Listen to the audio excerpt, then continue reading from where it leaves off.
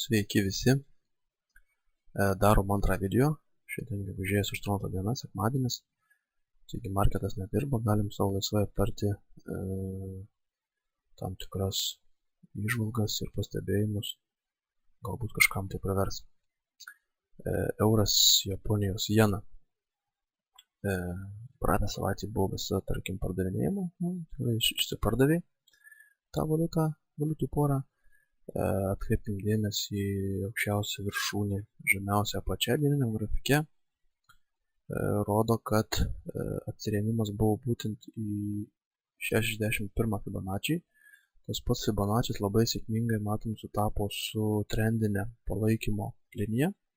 Tai dabar pulti nuo pirmadienio pardavinėti šitą porą būtų gal šiek tiek neprotinga. Nors žiūrint vėl iš kitos pusės, buvo maždaug sudarytas tas, matėm, trikampis ar kažkoks tai, tarkim, čia buvo taip simetrinis trikampis, tai galbūt kaina sieks ir tą vietą, bet kol dieninė žvakė neužsidarė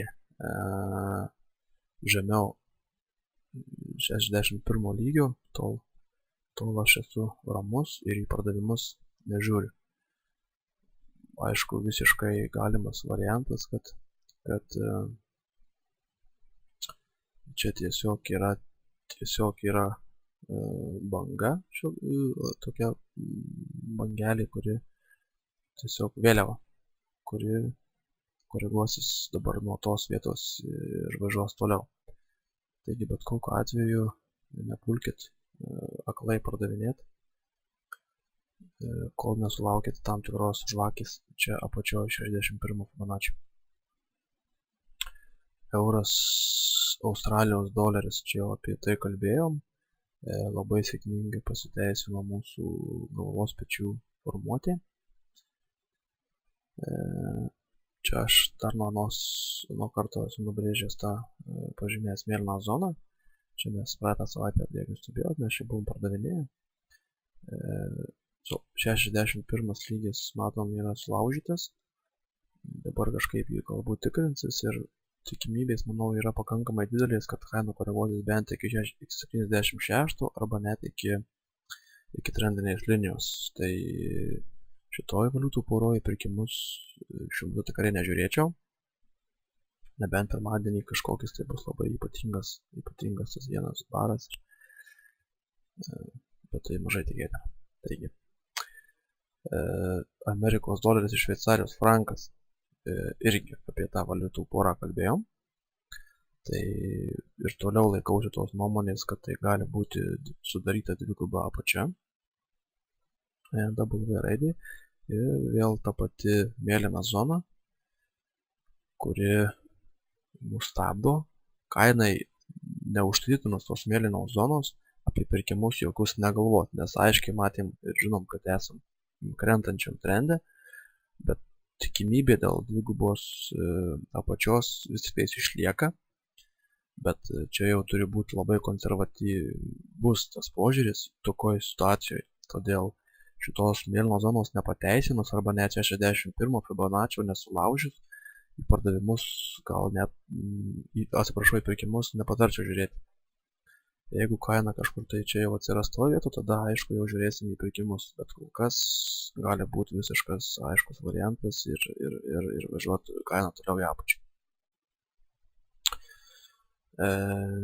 Paskutinė mūsų pora yra GBP USD, irgi apie ją kalbėjom. Savaitiniam grafike aš būtent tada atkreipiau dėmesį į išparduotą žvakę. Sakiau, kad turi būti visiškas idiotas, jog po tokio žvakės darytum pirkimus. Tai jeigu matėte, mes irgi pardavinėję buvom viską. Pelnai nuimti būtent ties ta vieta, niekada neustatom pelnų būtent ties 61, visą laiką ten 20-30 punktų statom aukščiau arba žemiau. Kaina vėl, matom, sustojo ir ketvirtadienį jau sustojo, penktadienį vėl koregavosi į viršų, sustojo būtent, truputį per kelis punktus nepasiekus 61 lygio, bet labai sėkmingai matom, tam kanale dabar yra kylančiam kanale ir sustojimas jos buvo aišku tikėtinas, nes šitoje vietoje jau ne vieną kartą kaina akumuliavosi labai daug kartų matom. Taigi ir dabar tas sustojimas yra visiškai tikėtas ir lauktas. Kol kaina yra mėlyna šitoje zonoje, patarčiau nedaryti nieko.